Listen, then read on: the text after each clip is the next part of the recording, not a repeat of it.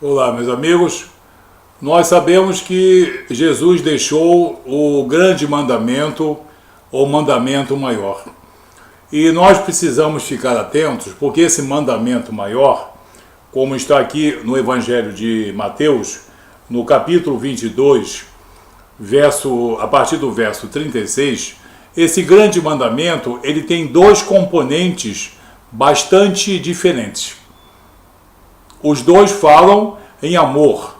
É um mandamento só, com duas divisões importantes, porque Jesus, em sua sabedoria, sabia que antes de tudo, antes de que o homem pudesse compreender aquilo que devia fazer, dizer e pensar, ele devia considerar sempre, antes e acima de tudo, a vontade soberana de Deus em suas vidas. Então, Jesus deu o seguinte mandamento. No verso 36 do Evangelho de Mateus, capítulo 22, Mestre, qual é o grande mandamento da lei? Respondeu-lhe Jesus: Amarás o Senhor teu Deus de todo o teu coração, de toda a tua alma e de todo o teu entendimento. Aí ele diz no 38, este é o grande e primeiro mandamento. Este é o grande e primeiro mandamento.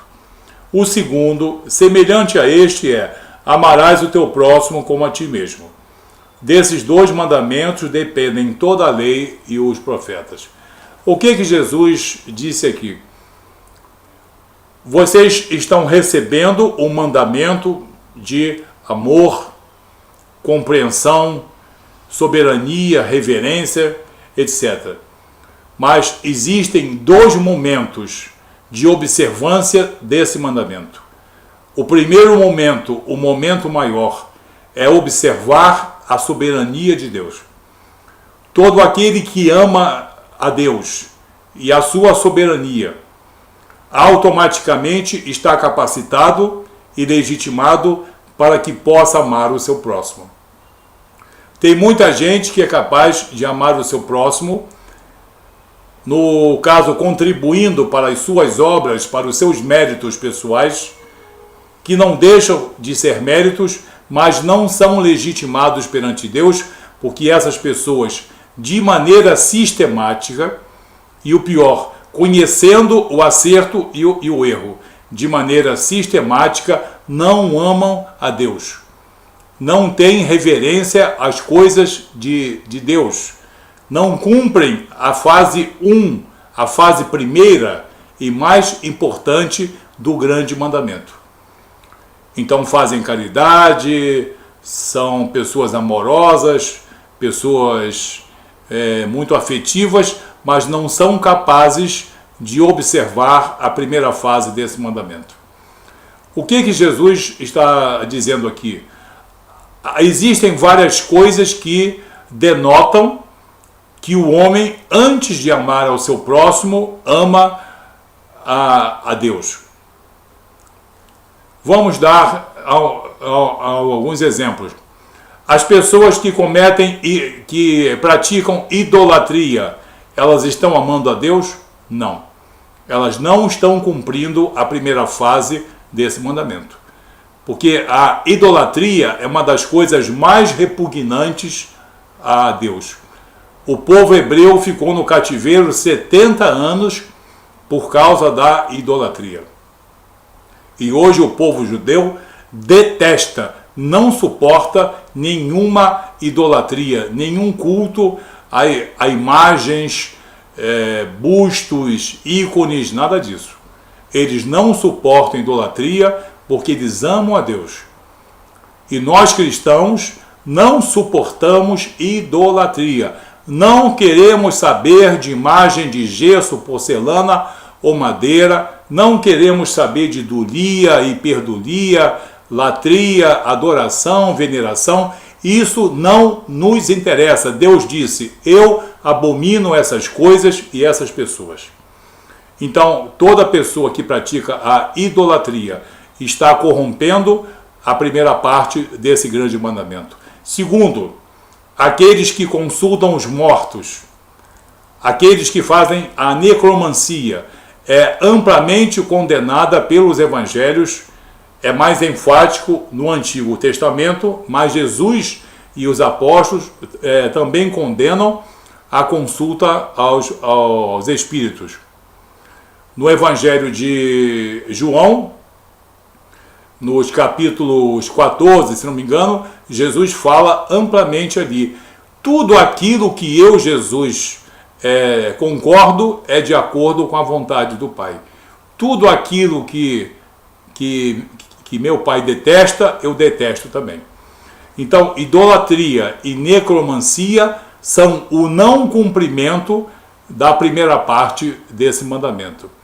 Terceiro, escarnecer das Escrituras. Tem gente que ama a Bíblia. Eu amo a Bíblia, o Antigo Testamento e o Novo Testamento. O povo judeu tem a Torá, eles amam. A reverência deles à palavra de Deus é fantástica.